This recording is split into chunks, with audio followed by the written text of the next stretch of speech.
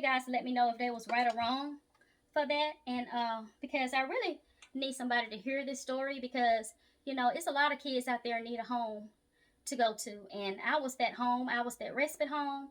I was that you know for the kids that just really have mental problems. The ones that taking medicine. I was that home. That the kids really needed to come to, because when nobody else take them in. And we was that parent that would take any kid in. We didn't care if you're purple, green, blue, or white. We kept you until you got ready to go home. Our home was their home, and we treat all kids like equally, like they're our kids. So y'all let me know if what y'all think about that story. And how the bears came about is that I would make these bears every Christmas and Valentine's Day, and I would give them to all the little foster kids, and all the just so they can have them a bed buddy. And this is where my cuddly bears came in at. And they're just like kids. I dress them up, fix them up. I enjoy making these bears. I fix them up and give them to the kids so they can have something close to them when they go to sleep. So y'all let me know what y'all think about this video. And yeah, it's gonna be 2 parts because a phone call came in. So I when your phone call come in on your video, it shuts off. But yeah. So y'all tell me what y'all think. And please comment and subscribe and let me know what y'all think about that, because that situation is a hurtful situation to me, because they took away the best thing that I had, as far as children. I only had one biological son, and my biological son passed away, and God put that on my heart and my soul to help rescue all the rest of these kids really didn't have a place to go. So please comment and subscribe and let me know what y'all think about my situation that I have over here. So, and yeah, these are my bears. So I'm gonna get them all dressed up like children and everything, like I do every year. And yeah, and y'all will see the end results of these bears. Thank y'all for watching. Thank y'all for listening to me vent about my situation. Y'all comment, subscribe, and give me a big thumbs up, and let me know what your girl doing over here. And yeah, thank you for listening. Bye-bye.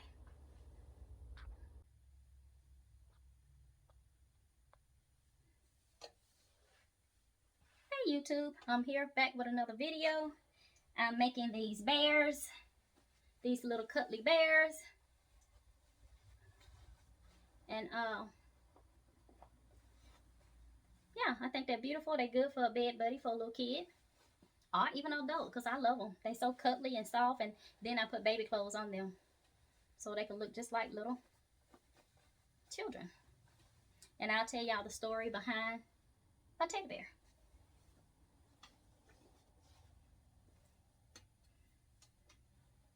So this is the pattern.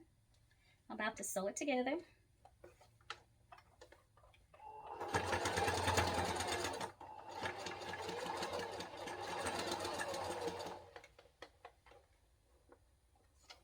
And the story behind my teddy bears is a pretty long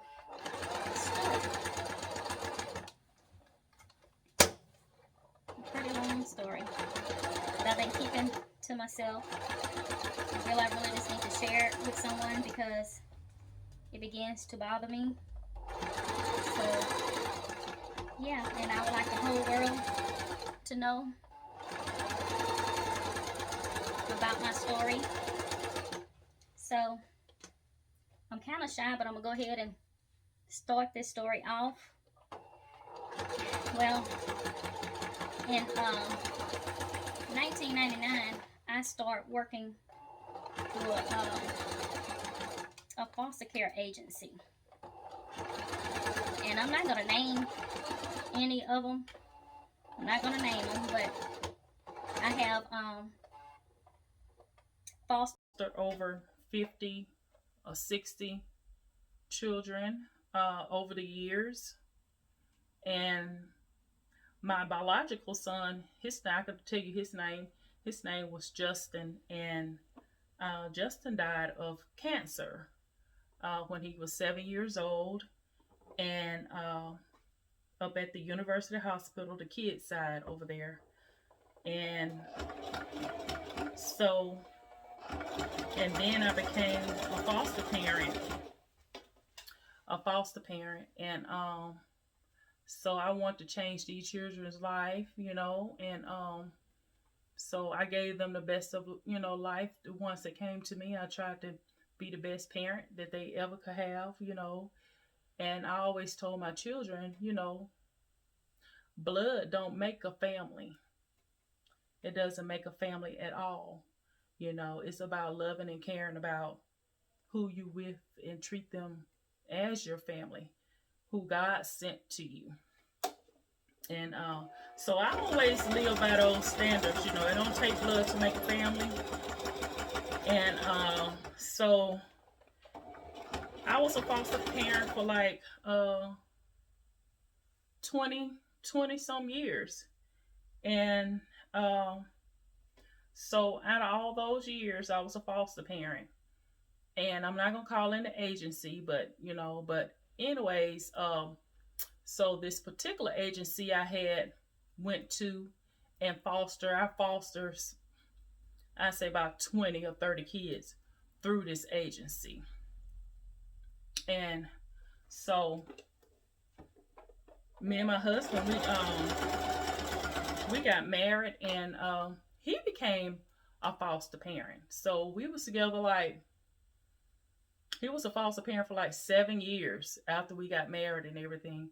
He was a foster parent for 7 years. We even adopted a son named Brian. I'm not going to tell you any last names. But Brian, he was blind, and then he also had cancer. So, but he wanted a mom and a daddy before he left this world. And so me and my husband, we adopted Brian, and we adopted Brian in 2016, and Brian died in 2017. And so, and so we were still working with this foster program and everything. And I mean, it's really sad because it hurts my heart because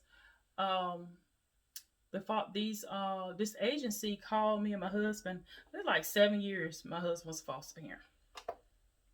And they call us in the middle of the night to take these 3 teenage girls in. So, the type of heart that me and my husband have, we took them in and everything, and we kept them.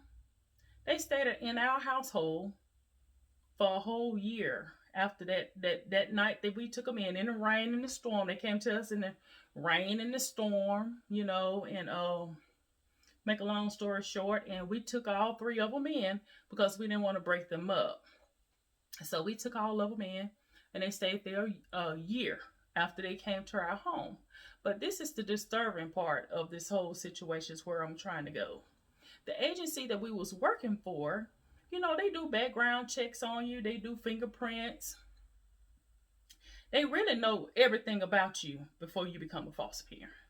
So I kind of felt, I felt real funny, and weird that one day they call a meeting just after a random meeting out the blue. And I went to the meeting and everything. I kind of felt weird when I went to the meeting and everything. So I went up there, and they told me when I went up there that they was going to close my home. They closed our home. And I was wondering why they was closing our home. After all those years I was a foster parent with them, and I did everything by the book. We did everything by the books and everything. You know what they come to tell me? That my husband had something on his background. Young people, they sell drugs. They have sold drugs and stuff like that, but I don't feel like, my husband like 40 some years old.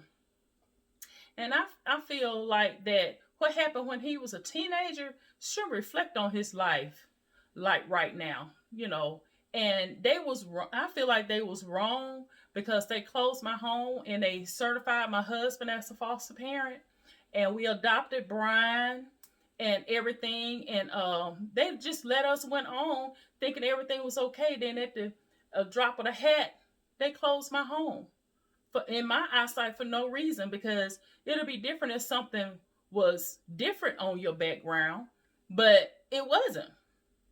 And I feel like that they was wrong for that. So you guys tell me if they was, if they was wrong for that or not.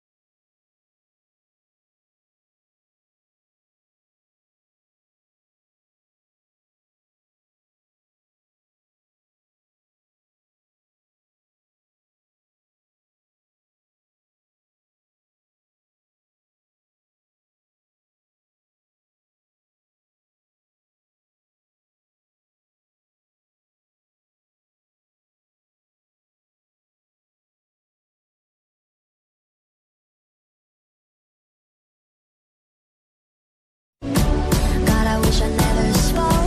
Now I gotta wash my mouth out with soap.